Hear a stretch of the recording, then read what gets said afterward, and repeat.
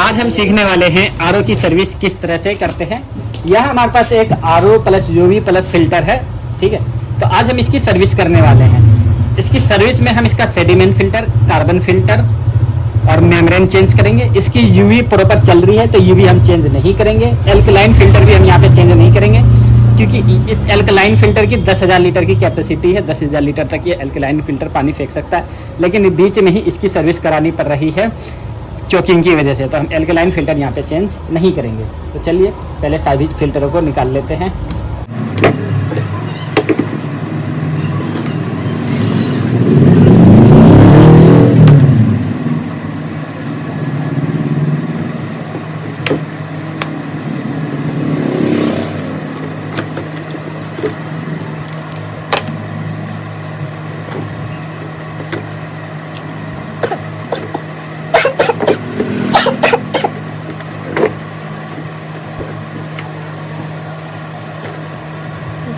Guys, हमने अपने RO का जितने भी हमारे पास फ़िल्टर जो चेंज करने थे उसको हमने निकाल दिया है और अब हम यहाँ पर नए फ़िल्टर को इंस्टॉल करेंगे। यह हम अच्छी क्वालिटी का नेक्सस कंपनी का कार्बन फ़िल्टर और सेडिमेंट फ़िल्टर इंस्टॉल करने वाले हैं। तो सबसे पहले हम यहाँ पर सेडिमेंट फ़िल्टर का इस्तेमाल करेंगे। ये हमारी इनपुट लाइन है, यहाँ से हमारी इनपुट जो हमारी नल का पानी है वो यहाँ से हमारा आएगा सेडिमेंट फ़िल्टर में सबसे पहले, और सेडिमेंट फ़िल्टर से ये डायरेक्ट हमारे कार्बन फ़िल्टर में चला जाएगा। तो यहाँ से हम यहाँ से जो हमारे सेडिमेंट फ़िल्टर से यहाँ कार्बन फ़िल्टर का इनपुट ये है हमारा। तो हम इस तरीके से इसको कनेक्ट करेंगे कि सेडिमेंट फ़िल्टर से ये कार्बन फ़िल्टर में इनपुट जाए इसकी।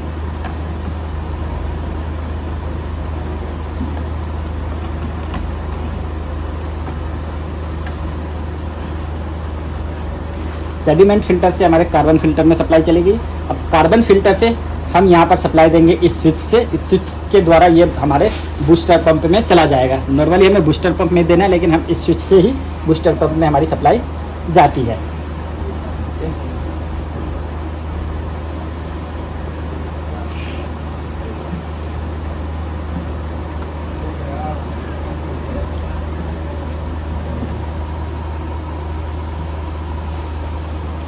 यह हमारा बूस्टर पंप में सप्लाई चला गया है। बूस्टर पंप से यहाँ पर हम अपने मेम्ब्रेन को चेंज कर लेते हैं, क्योंकि हम सर्विस कर रहे हैं तो हमें मेम्ब्रेन चेंज करना भी बहुत ज़्यादा ज़रूरी होता है।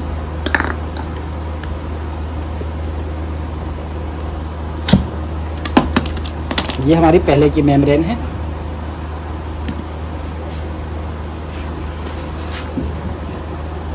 और ये अब हम एक नया मेम्ब्रेन लगा रहे हैं। नोवो कंपनी का मेम्ब्रेन है हमारे पास।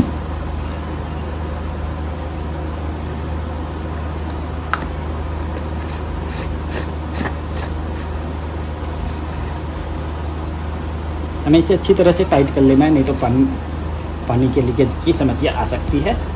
और हम यहाँ पर इसे कनेक्ट करेंगे इस तरह से। इसके लिए हमारे पास यहाँ पर स्टैंड है।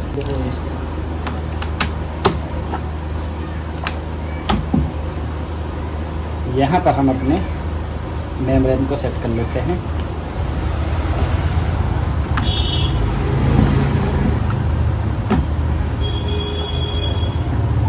ये हमारे मेम्ब्रेन का इनपुट होगा और यहाँ से हमारे मेम्ब्रेन का आउटपुट होगा। बूस्टर पंप से हम यहाँ पर सप्लाई दे रहे हैं अपनी मेम्ब्रेन को, और मेम्ब्रेन से सप्लाई जाएगी हमारे यूवी को।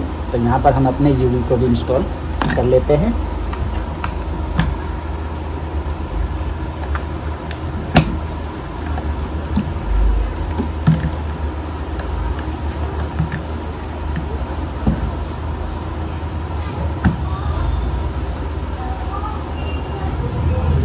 यूवी में इनपुट आउटपुट का इतना बड़ा सिस्टम नहीं होता है, कहीं से भी आप इनपुट डाल सकते हैं यूवी में। ये हमने यूवी में इनपुट डाल दिया यहाँ से, और ये हमारा यूवी का आउटपुट है। ये आउटपुट डायरेक्ट आप चाहे तो टैंकी में डाल सकते हैं, लेकिन यहाँ पर क्या है, हम टैंक में नहीं डाल रहे क्योंकि इसके आगे एक एल्कलाइन फ़िल्टर भी लगा हुआ है। और ये वाला पोजिशन जो हमारा खाली रह गया, यहाँ पर हमारा लग रहा है वेस्टेज पानी।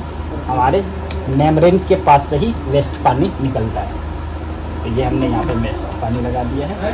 लेकिन अभी हमें क्या करना है, यहाँ पे हमें सब कुछ कंप्लीट है। लेकिन यहाँ हमें क्या करना है, हमें यहाँ पे लगाना TDS एडजस्टर, जिससे कि हमें क्या है, हमें एक अच्छी क्वालिटी का पानी पीने को मिले। ज़्यादा लो TDS का पानी भी अच्छा नहीं होता हमारे शरीर के लिए। तो यहाँ पर हम लगाएंगे TDS एडजस्टर।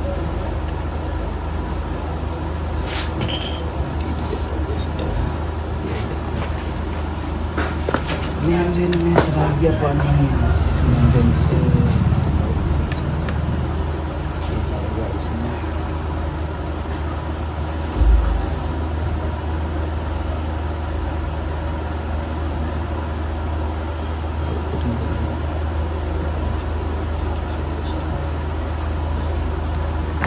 तो हमें क्या करना है, यूवी वाला सिस्टम हमने यहाँ से TDS एडजस्टर लगाने के लिए हमें यहाँ पर यूवी पे जो हमने सप्लाई दी थी वो हमें कट करके सबसे पहले TDS एडजस्टर में सप्लाई देनी पड़ेगी। यहाँ पे आप देखोगे ये TDS एडजस्टर है हमारे पास। इस TDS एडजस्टर को पानी आ रहा है कहाँ से, डायरेक्ट बूस्टर पंप से। बूस्टर पंप से इसने बाईपास कर लिया पानी TDS एडजस्टर ने। ये TDS एडजस्टर के पे जो पानी पहुँचता है ये डायरेक्ट आपके नल का पानी पहुँचता है, ठीक है। ये किसी सेडिमेंट फिल्टर, कार्बन फिल्टर से होता हुआ डायरेक्ट, ये सेडिमेंट फिल्टर और कार्बन फिल्टर से होता हुआ डायरेक्ट हमारे TDS एडजस्टर बूस्टर पंप पे पहुंचता है। बूस्टर पंप से डायरेक्ट बाईपास हो जाता है, मेम्ब्रेन में नहीं जाता है ये वाला पानी। ये मेम्ब्रेन से डायरेक्ट यहाँ पे बाईपास हो गया ना, यहाँ पे जो मेम्ब्रेन में जा रहा है ये सप्लाई, ये क्या हुआ, मेम्ब्रेन से बाईपास हो गया, डायरेक्ट TDS एडजस्टर यहाँ पे लग जाता है। तो हमें यहाँ पे TDS एडजस्टर लगाने के लिए T का इस्तेमाल करते हैं हम। मैं इसको आउटपुट रखूँगा क्योंकि यहाँ पे प्रॉब्लम आ रही, मैं इसको ही इनपुट रखता हूँ अपने यूवी के पास। ये हमने यहाँ लगा दिया और ये हमारे मेम्ब्रेन का आउटपुट आ गया। और ये हम अपने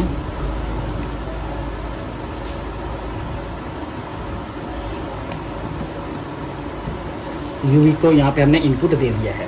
अब यूवी से हमारा आउटपुट ये आ गया। यहाँ से आप डायरेक्ट प्योर वाटर हमारा अब निकल रहा है। और TDS एडजस्ट करना है तो हम यहाँ से TDS एडजस्ट कर देंगे। मान लो कि हमारा TDS 8 आ रहा है, 10 आ रहा है, क्योंकि सारे पानी इससे निकल रहे हैं। तो TDS अगर आपका 8-10 आए तो इसको आप घुमा के TDS एडजस्ट करके डायरेक्ट अपना जो आपका नल का पानी है उसको साथ ऐड कर लोगे, ऑटोमेटिक आपका TDS सेट हो जाता है। इस तरह से काम करता है। TDS एडजस्टर क्या करता है, हमारे पानी को जो बाईपास हो रहा है उस पानी को मेम्ब्रेन वाले पानी से, मेम्ब्रेन में जाने से पहले ही उसको अपने पास रोक लेता है। तो अब हमारा ये है आउटपुट। इस आउटपुट को हम डायरेक्ट चाहे तो टैंक में डाल सकते हैं, लेकिन यहाँ पे हमारे पास क्या है, एक एल्कलाइन फ़िल्टर भी है। तो हम यहाँ पे एल्कलाइन फ़िल्टर का इस्तेमाल कर रहे हैं।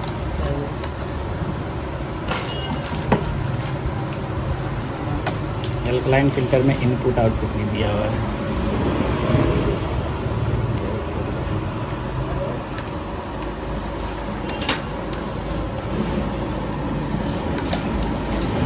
यहाँ हमें इनपुट आउटपुट का सिंबल नहीं दिख रहा है, शायद दिया हुआ ही नहीं है। तो लेकिन नॉर्मल सी चीज़ हमें दिख रही है। यहाँ पे स्पंज लगा हुआ है, ये जो आगे देख रहे हो आप, यहाँ पे स्पंज लगा हुआ है। और इस तरीके से आप इसको देखोगे, कॉपर फिल्टर इस तरफ से अगर आप इसको रखोगे जब ये सीधा भी होगा, ठीक है। तो ये इन स्टिकरों पे भी थोड़ा सा ध्यान देके हमें काम करने की ज़रूरत पड़ती है। हम यहाँ से क्या किया, यूवी से हमारा एल्कलाइन फ़िल्टर में चला गया पानी। एल्कलाइन फ़िल्टर से हम डायरेक्ट अब अपने टैंक में डाल दें। एल्कलाइन फ़िल्टर को यहाँ से पर बाद में एडजस्ट किया गया है पहले ही, तो यहाँ पर उसका स्टैंड नहीं है इस आरओ में। तो हम यहाँ पे क्या करेंगे, इसे टाई बेल्ट से बांध देंगे। यहाँ पर हमने अपने एल्कलाइन फ़िल्टर को इंस्टॉल कर लिया है। हमने अपने आरओ को दोबारा से इंस्टॉल कर दिया है और अब हम इसके TDS को चेक करते हैं, हमारे आरओ के पानी का TDS कितना आ रहा है।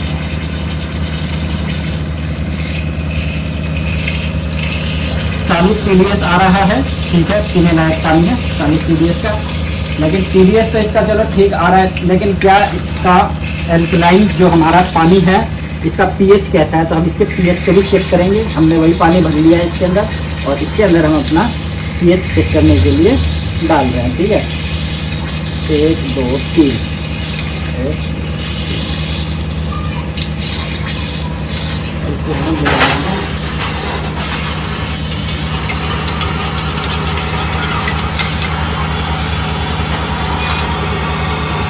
इसका पानी का कलर देखो आप, ये कलर आया है। इस कलर पे हमारा कौन सा pH आ रहा है, इस कलर पे हमारा आ रहा है 8 pH, 8 pH जो कि एल्कलाइन वाटर है। और WHO के अनुसार हम 7 pH तक का पानी पी सकते हैं।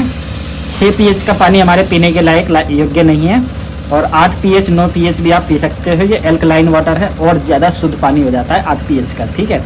यहाँ पे 8 pH इसलिए आ रहा है क्योंकि हमने यहाँ पे एल्कलाइन फ़िल्टर लगा दिया है। अगर हम यहाँ पे एल्कलाइन फ़िल्टर नहीं लगाएंगे तो इसका pH कम हो जाएगा। हो सकता है इसका पानी का कलर ग्रीन आ जाता जो कि नेचुरल वाटर होता, लेकिन एल्कलाइन फ़िल्टर लगाने की वजह से यहाँ पे इसके पानी का कलर ब्लू आ रहा है जो कि एल्कलाइन वाटर है।